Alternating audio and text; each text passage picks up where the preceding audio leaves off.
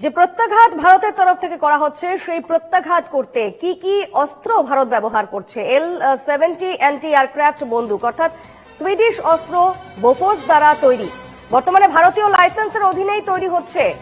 এটি 40 mm anti aircraft বন্দুক আছে, ইলেকট্রো অপটিক্যাল সেন্সর ও অটো ট্র্যাকিং সিস্টেম, ফলে এর ধ্বংসের পরিসীমা 4000 মিটার পর্যন্ত। এই বন্দুকটি প্রতি 1 মিনিটে 240 থেকে 330 রাউন্ড গুলি চালাতে পারে। ড্রোন, যুদ্ধ বিমান বা ক্ষেপণাস্ত্র এলেই তা দ্রুত চিহ্নিত করে গুলি করে নামায়।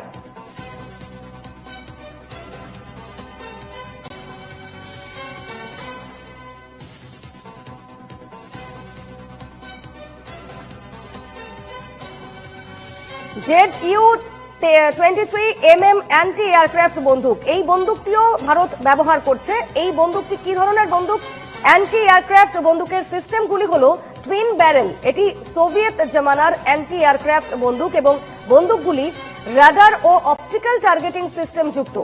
ZU-23 mm এর মারণ ক্ষমতা অনেক বেশি, অল্প উচ্চতায় ড্রোন, ক্ষেপণাস্ত্র এলেই চিহ্নিত করে ধ্বংস করে।